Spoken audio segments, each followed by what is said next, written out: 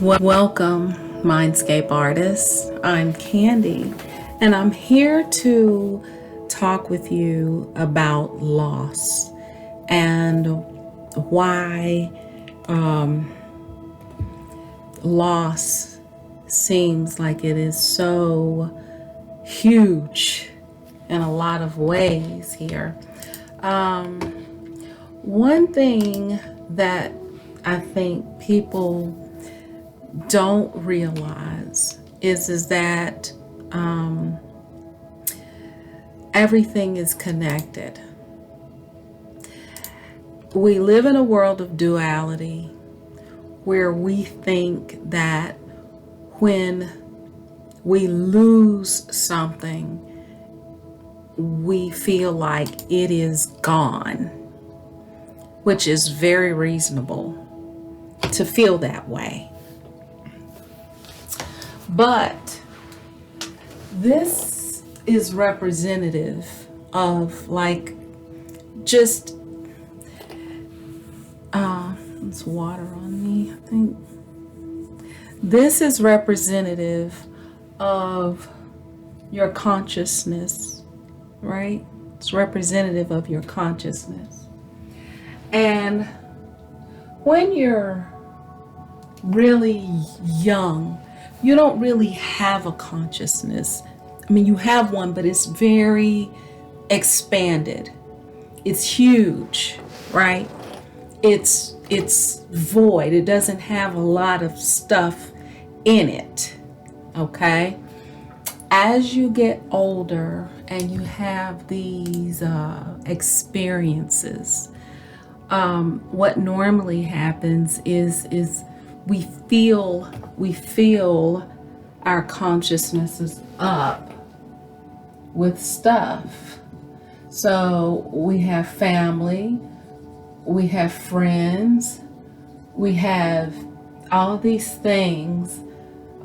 We have our culture, we have our religion, we have our education. We have these things in our lives, relationships that fill up our known consciousness, right? And we become very full and we feel like this is our whole everything. We feel, oh, we have animals, children, all of those things. You have your clothes, your favorite place to eat. I mean, it could just be anything. And you just start collecting all of these experiences and filling your consciousness up, right? Now, what happens is we feel as though as we become these things attach to the walls of our perceived consciousness. Let's imagine that these things attach to this circle here. And when they attach to our consciousness, we begin to have these feelings along here. Begin to have these feelings that represent some feelings that we have, and then that closes us in even more. You know, that puts us in an attachment kind of thing, right? So now you're boxed in, you got all of these things filling you up here, and you start to lose a friendship. Ouch, that hurts. Now there's a hole there, and I just feel so empty. And now you have these raw feelings right here. Then you lose a loved one. Ouch, ouch. that hurts. Oh, it's like electricity, right? Then you lose a pet. Oh my God, that hurts so bad. I wasn't expecting that to feel like that. That was just a pet. I really wasn't expecting that, right? Then you lose a family, like through divorce, something like that. Okay? That can leave like a big gap. Whoa, that hurts. I'm never doing that again. You know? Right? Now, all this time, what you're doing is you're hanging on tighter to all the stuff that you have, because now you're understanding the concept of loss, and it's becoming more and more glaring. And so now you're wanting, now you're filling your life up with wanting things. Oh, I want this, I want that. Your wanting never ends, right? I hope you can hear me because I'm not at my mic like I normally am. I have a clip-on mic, but I'm gonna have to pull it out. So now you're full of just wanting stuff. That wanting can literally make everything just completely full. Oh, I want this, I want that.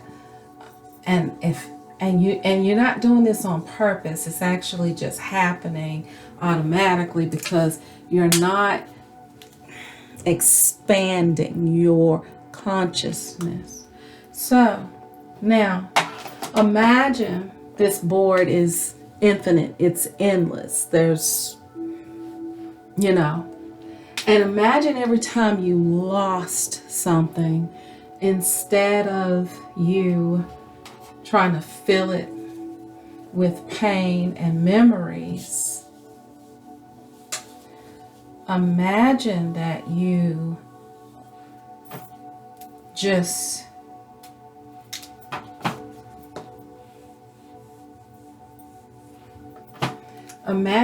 just expanded it more, made it bigger, right? It makes everything else so much smaller. See how that works, right? So now you have this expanded consciousness, which is just knowledge of deeper knowledge of who you are through your losses. That's what loss is actually supposed to teach us.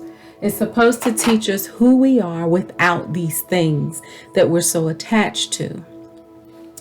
Your losses are supposed to teach you who you are without your pets, without your lover, without your family, without your degrees, without your job, without your car, without your clothes, without your hair, without your looks.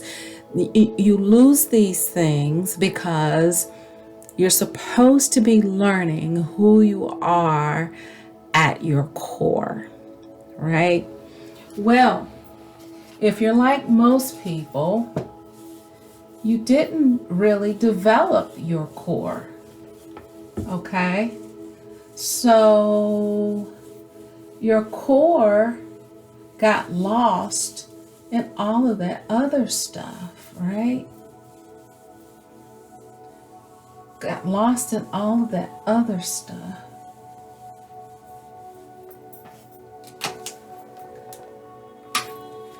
And who you are is like right in here, got all jumbled up, right? The core of you.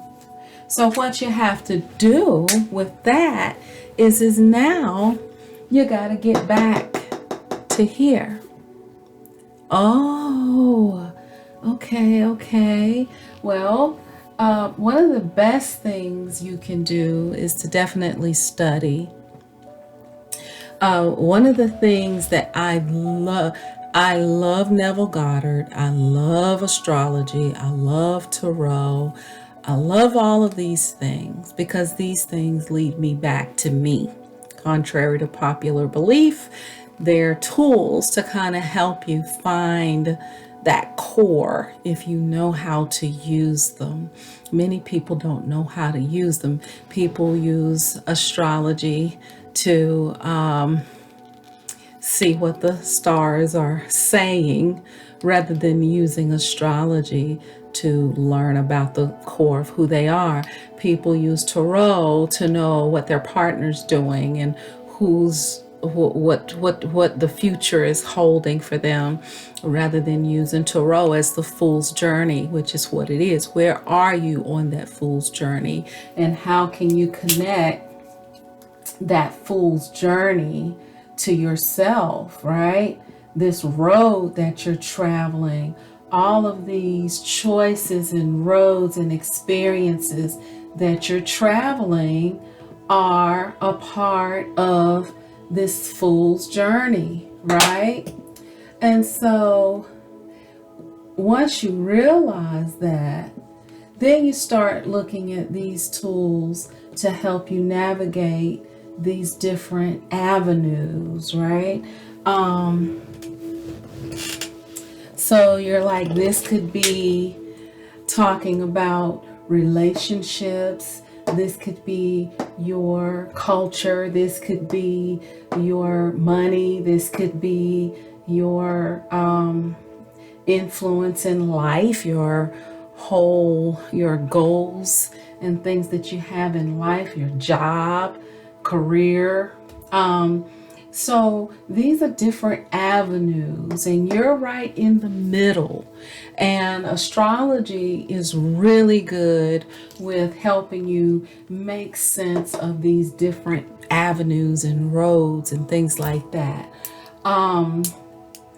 Also, you realize that you're not boxed in, because the more you learn, the bigger this circle gets, the bigger your world gets. You become universal. And so when you are on the road to success and that road is blocked or removed, right? You see this space rather than empty. You see it as an opportunity to create something else, right? And you create new roads and new avenues and new ideas to things that you want.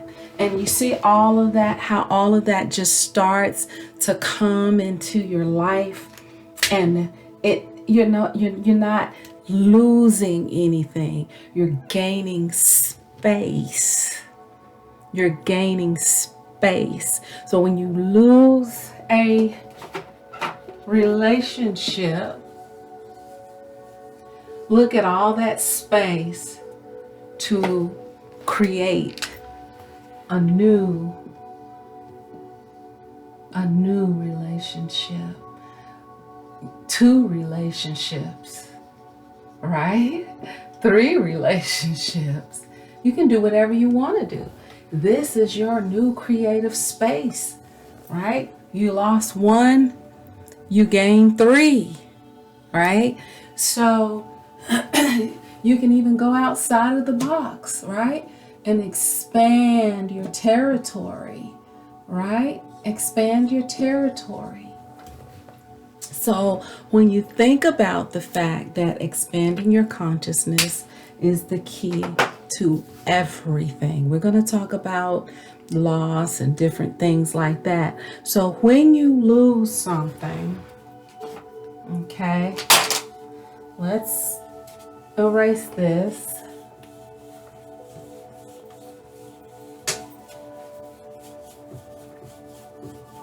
When you lose something, you have paths that you can choose to go down. Okay.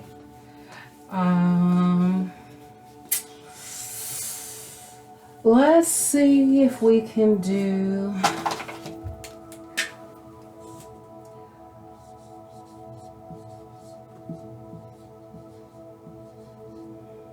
Oops.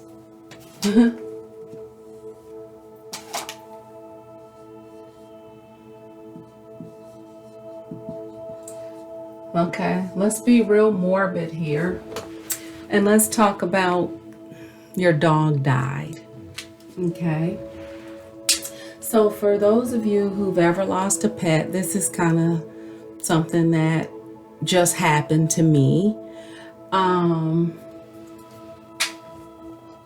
But it wasn't a dog, it was our cat. So let's say the experience, I don't have a lot of space. So let's say the experience equals dog died. The feeling, or no, the emotion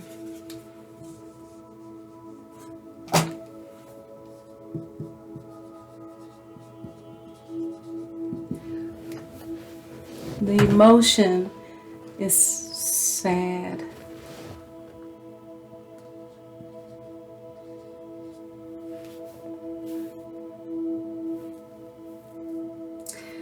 The feeling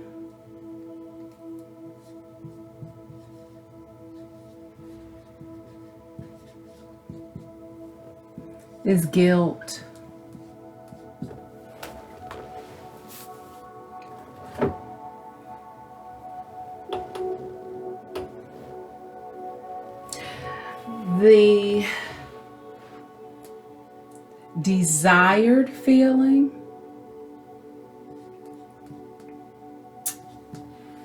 The desired feeling is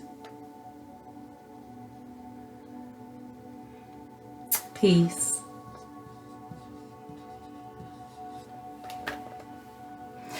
You're tired of feeling guilty and playing this whole experience over and over and over in your mind. You're ready to have peace. You're tired of walking in the room and seeing your animal's collar, or how they died, or what happened, or the thought of it. You're wanting peace, but instead your emotion is sadness and your feeling is guilt. Now, in between emotion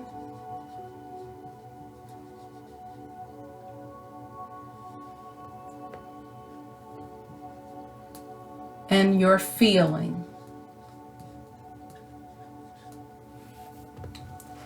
is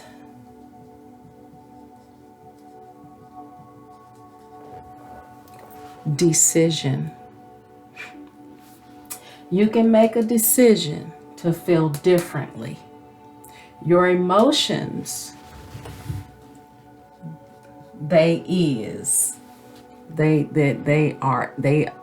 it is what it is. So you can associate the emotion with what is. It just is what it is. You're sad. Understood. A very understandable emotion. However, you can change your feelings of guilt, right? And this is where you're going to make your decision, all right? And you're going to change your feelings of guilt to peace by retelling this story, not the events, but what's happening underneath the events. Okay? So instead of saying, I feel so guilty because I should have known they were sick, or I should not have let them go outside if they got hit by a car, or I should have responded sooner to whatever, I should have done this or that, instead of playing that message over and over in your mind about what you should have done, You must tell the story in a different way, right? You must understand that all things are connected. So if all things are connected, then you have to have, right? You're sad because they're not here.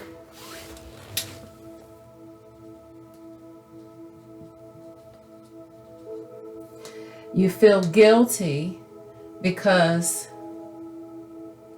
you weren't there.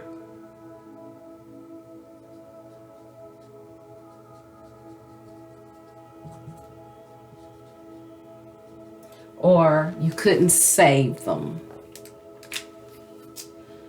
right? Not realizing or understanding or forgetting oneness.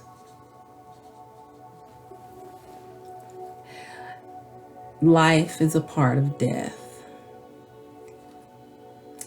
If someone or something lives, whether it be a job, a person, a place, a thing, whatever, if something lives, it can be destroyed. If something is alive, it can be dead. If something is well, it can be sick. If something's poor, it can be wealthy. If something's wealthy, it can be poor, vice versa. It's all a part of one spectrum. So your dog dying, he didn't really die, but he shifted on the spectrum. He's no longer in your 3D presence. Okay, now he's here and here, or she, And to you, that just feels like the end of the world because you can't physically do this. You can't physically do that. And that's so frustrating because we're so tactile. I gotta touch it in order to believe it.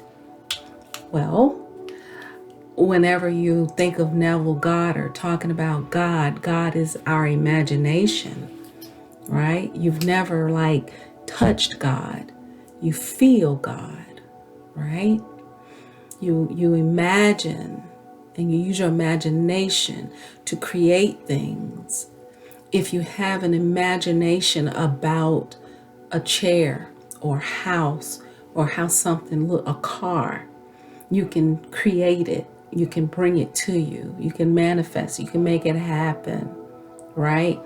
Anything that is physical was once non-physical, right? Anything non-physical can be made manifested in the physical. Not saying you can bring somebody back to life, but they always live in you, okay? They always live in you. Where's God? God is in you. God is in you, right? So you have to understand that you can choose whether you're going to feel guilty or whether you're going to feel at peace. Okay? Once you make the decision of how you want to feel, then you have to imagine whatever it was that you lost also being at peace, right?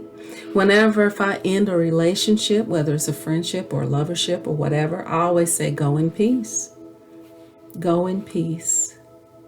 When I say go in peace, it gives me peace. I want them to be happy and whole. I want the best for them. I release them. Go in peace, right? When we lose something, we have to know that once it leaves our known consciousness, that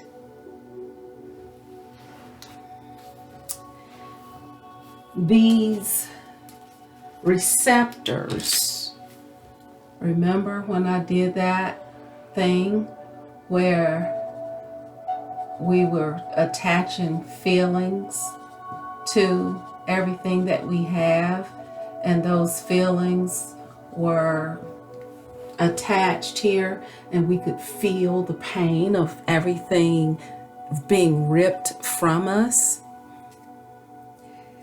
This is the example of being in but not of. Okay? So you want your consciousness, I hope you can see this, to be here, and you want everything to be in that, right? But you don't need that attachment. You don't need that attachment. But we've been taught that we need that attachment, right? Now, this is the difference between attachment and connection. These things are not really attached. They're in your mind, okay? So the attachment is not real. It's imagined. So when you have a loved one or something that you love and it's ripped from you, you're mourning the idea of that person, place, or thing. Because somewhere in your mind, you put that thing up here. Even if it's a parent, you put the parent on a pedestal. You attached yourself to that parent, because attaching yourself to something is how we tell ourselves that we love. It's how we tell ourselves that we love best, by attaching ourselves, by enmeshing ourselves with it. But this is how it should be. You're in the middle, like the core of you is here. Okay? Everything that's in your life is here. Right?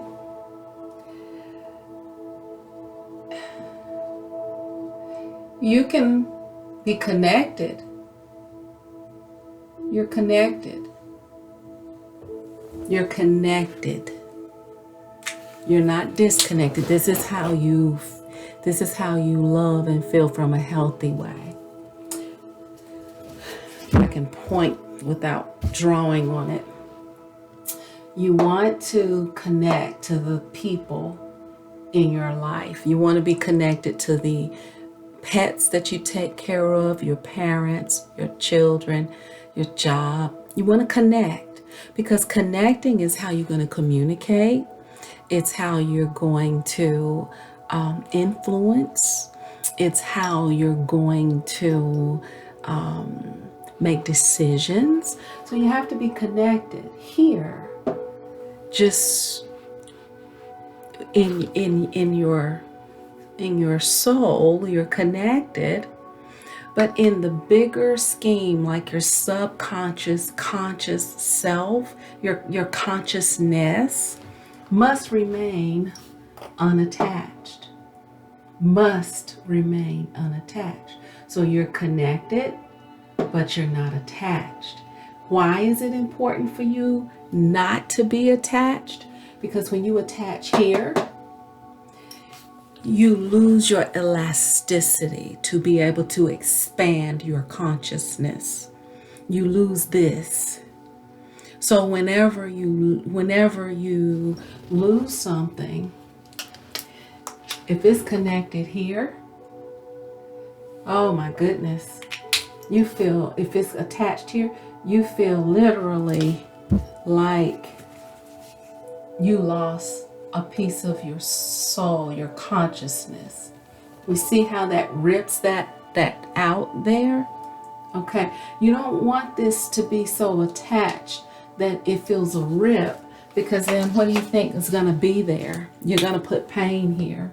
So pain is going to be all in your subconscious. It's going to be all in your subconscious. And if you connect here and you lose, right? You lose, It's going to be all in your subconscious. And then this messes up the ability to expand, because where these red areas are, your consciousness is damaged because you were attached, right? Your connection here is infinite because you're solid, you're working on yourself. This is protecting you, your conscious, your subconscious. Your subconscious is outside of here, and your subconscious is ready to expand and go out and get bigger. But here, you're not allowing that because you're losing your elasticity, because this is painful, right? So you have to unattach yourself, heal these places, get them back together, build the elasticity within you,